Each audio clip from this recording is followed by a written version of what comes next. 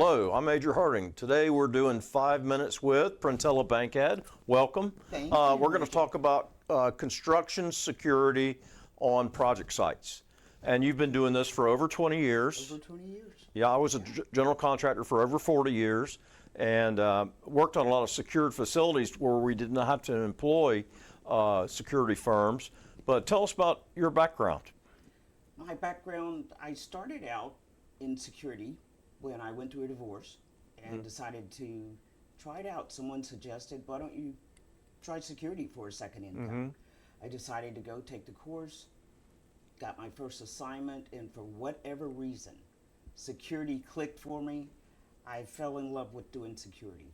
I love the fact of going all over the place, meeting people everywhere, and providing all types of security, not knowing what to expect when you go to work. Right. And for whatever reason, I enjoyed doing that. So talk about a little bit about, and we talked off camera a little bit about, I hate a thief. Right. And an employee theft is a huge problem. Cutting up reinforcing steel bars so they can put them in their backpack, take them to the recycle facility. Anyway, talk about that a little bit. I feel the same way that you feel, and we've seen it all. I mean, we had one job that we were called to. They actually took out the entire electrical system. Wow. And when people, steal from their employers, it affects everybody. It affects other employers, families. The business is shut down to try to, open back up. But this affects everybody. And of course, for the consumers, the thieving drives up our pricing. Things are going to be higher because these folks have got to spend money to get back open. And so what we try and do in security is to be preventive and to be proactive in what we're doing on a regular basis and keep up with the things that people are stealing.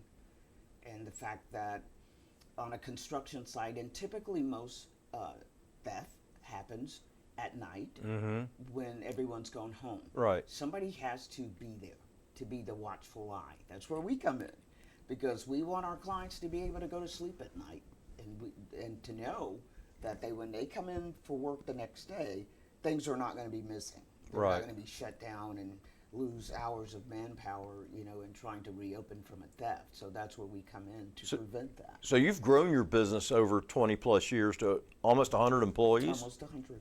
That's you talk about plates spinning in the air, and balls in the air, and I mean having 100. I've been there, done that. Had 100 employees at one point. Talk about how managing your workforce.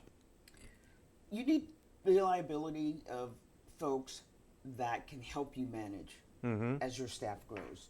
When it's a smaller group of people, it's a lot of one-on-one.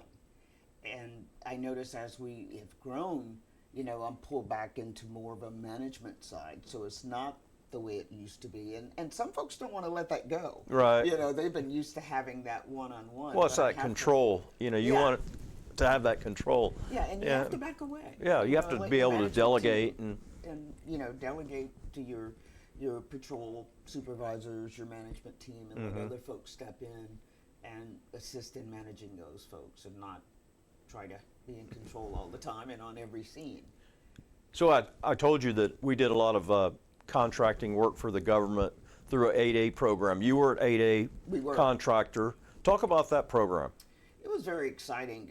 Being an 8A was awesome. We got that call from FEMA that said, hey, can you guys be ready in 30 days? And of course, in the back of my mind, you cannot say no. This is the government calling. And we were like, sure, we'll be there. We'll be there. Right. And they had several locations in the Panhandle, and FEMA had came in and set up the temporary trailers for the victims of the storm. And it was pretty exciting to be a part of something that the government was involved in. And we took our team down there and we trained. We partnered with our mentor company, which was First Coast Security, awesome folks. And they had already had that experience and they graduated, and we teamed together on that project, and it went very well. And during that same time, COVID hit the scene. So that was quite a challenge to also, protect and provide security, but also, protect your staff and the public. What do you think AI is going to do to security? I think it's going to change big time. AI is coming, and I've been one of those people. You know, being a boomer, you wait on a lot of things. Right. I was one of the last people that worked with me to get a cell phone back in the day when cell phones hit and got popular. But it's one of those things you have to go with the changing times. Right. Well, one of the things I'm seeing as I co-host different shows is a lot of people coming in talking about AI and quantum computing and this stuff. And I've always said, I did stuff manually for years. Yeah. Everything was, and then it became digital. Then it became, now you got, internet, AI. So it's always changing. Always.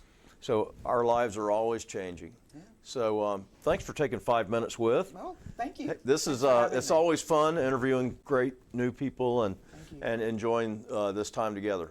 So we'll see you next time on 5 Minutes With.